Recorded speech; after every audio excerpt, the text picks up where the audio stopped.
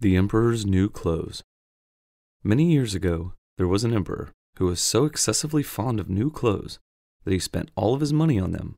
He did not trouble himself in the least about his soldiers, nor did he care to go either to the theater or out in public unless he could show off his new clothes. He had a different suit for each hour of the day, and everyone always said the emperor is sitting in his wardrobe. Time passed merrily in the large town, which was his capital. Strangers arrived every day at the court. One day, 2 rogues calling themselves weavers made their appearance. They gave out that they knew how to weave clothes of the most beautiful colors and elaborate patterns. The clothes manufactured from which should have the wonderful property of remaining invisible to everyone who was unfit for the office he held, or who was extraordinarily simple in character. "These must indeed be splendid clothes," thought the emperor.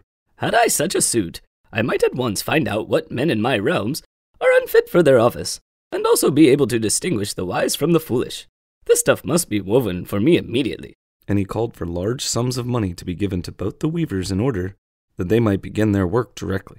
So the 2 pretended weavers set up 2 looms and looked to be working very busily, though, in reality, they did nothing at all. They asked for the most delicate silk and the purest gold thread, put both into their own knapsacks, and then continued their pretended work at the empty looms until late at night. "I should like to know how the weavers are getting on with my cloth," said the emperor to himself. After some little time had elapsed, he was, however, rather embarrassed when he remembered that a simpleton, or one unfit for his office, would be unable to see the clothing. To be sure, he thought he had nothing to risk in his own person, but yet he would prefer sending somebody else to bring him intelligence about the weavers and their work before he troubled himself in the affair.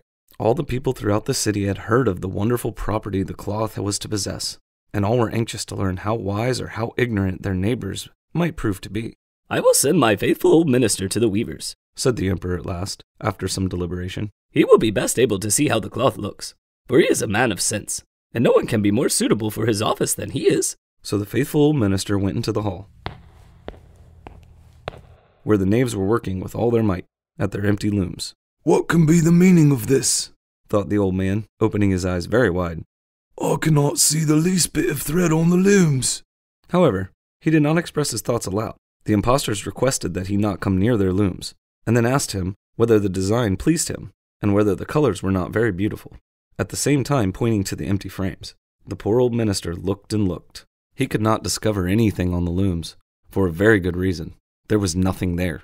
"What?" he thought again. "Is it possible that I am a simpleton? I've never thought so myself, and no one must know it if I am so. Can it be that I am unfit for my office?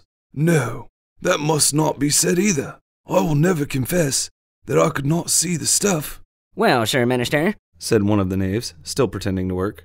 "you do not say whether the stuff pleases you."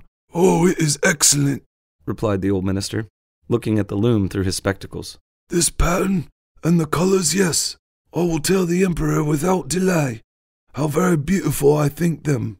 "Well, we should be much obliged to you," said the impostors. Then they named the different colors and described the pattern of the pretended stuff.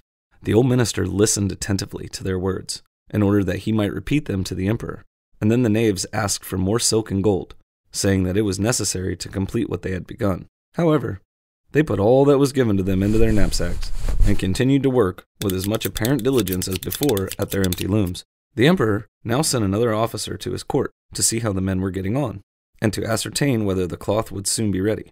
It was just the same with the gentleman as the minister. He surveyed the looms on all sides, but could see nothing at all but empty frames. "Does not the stuff appear as beautiful to you as it did to the Lord Minister?"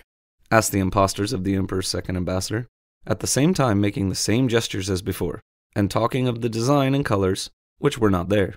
"I certainly am not stupid," thought the messenger. "It must be that I am not fit for my good, profitable office. That is very odd. However, no one shall know anything about it."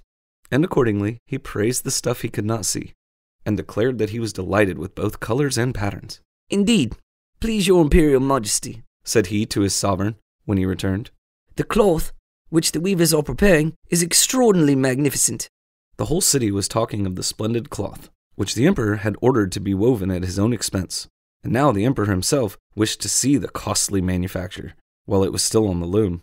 Accompanied by a select number of officers of the court, among whom were the 2 honest men who had already admired the cloth, he went to the crafty impostors, who, as soon as they were aware of the emperor's approach, went on working more diligently than ever, although they still did not pass a single thread through the looms. Is not the work absolutely magnificent? Said the 2 officers of the crown already mentioned. If your majesty will only be pleased to look at it. What a splendid design. What glorious colours. And at the same time they pointed to the empty frames, for they imagined that everyone else could see this exquisite piece of workmanship. How is this? Said the emperor to himself. I can see nothing. This is indeed a terrible affair. Am I a simpleton? Or am I unfit to be an emperor? That would be the worst thing that could happen. Oh, the cloth is charming, he said aloud, and he smiled most graciously, and looked closely at the empty looms, for on no account would he say that he could not see what 2 of the officers of his court had praised so much. All his company now strained their eyes, hoping to discover something on the looms, but they could see no more than the others. Nevertheless, they all exclaimed, "Oh, how beautiful!" and advised his majesty to have some new clothes made from this splendid material for the approaching procession. Magnificent, charming, excellent, resounded on all sides, and everyone was uncommonly happy. The emperor shared in the general satisfaction, and presented the impostors with the ribbon of an order of knighthood, to be worn in their buttonholes, and the title of gentlemen weavers. The rogues sat up the whole night before the day on which the procession was to take place, and had 16 lights burning, so that everyone might see how anxious they were to finish the emperor's new suit. They pretended to roll the cloth off the looms, cut the air with scissors, and sew with needles without any thread in them. See? They cried at last. The emperor's new clothes are ready. And now the emperor, with all the grandees of his court, came to the weavers, and the rogues raised their arms, as if in fact holding something up, saying, Here are your majesty's trousers. Here's a scarf, and here's the mantle. The whole suit is as light as a cobweb. One might fancy one has nothing at all on when dressed in it. That, however, is the great virtue of this delicate cloth. Yes, indeed, said all the court, although not one of them could see anything of this exquisite manufacture. If your imperial majesty will be graciously pleased to take off your clothes, we will fit on the new suit in front of the looking-glass. The emperor was accordingly undressed, and the rogues pretended to array him in his new suit, the emperor turning around from side to side before the looking-glass. How splendid his majesty looks in his new clothes, and how well they fit, everyone cried out. What a design, what colors! These are indeed royal robes. The canopy which is to be borne over your majesty in the procession is waiting, announced the chief master of the ceremonies. I am quite ready. Do my new clothes fit well? Asked the emperor, turning himself round and round again before the looking-glass, in order that he might appear to be examining his handsome suit. The lords of the bedchamber who were to carry his majesty's train felt about on the ground, as if they were lifting up the ends of the mantle, and pretended to be carrying something, for they would by no means betray anything like simplicity, or unfitness for their office. So now the emperor walked under his high canopy in the midst of the procession, through the streets of his capital, and all the people standing by and those at the windows cried out, how beautiful their emperor's new clothes were.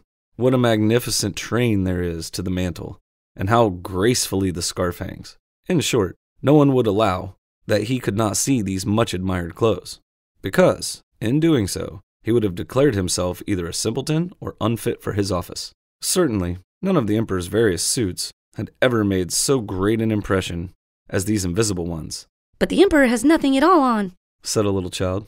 Listen to the voice of innocence, exclaimed his father, and what the child said was whispered from one ear to another. But he has nothing at all on. But he has nothing at all on, at last cried out all the people. The emperor was vexed, for he knew that the people were right, but he thought the procession must go on now, and the lords of the bedchamber took greater pains than ever to appear holding up a train, although, in reality, there was no train to hold. Thanks for listening, everyone. If you like the stories, hit the subscribe button, and you'll get a notification when the next story comes out next Friday.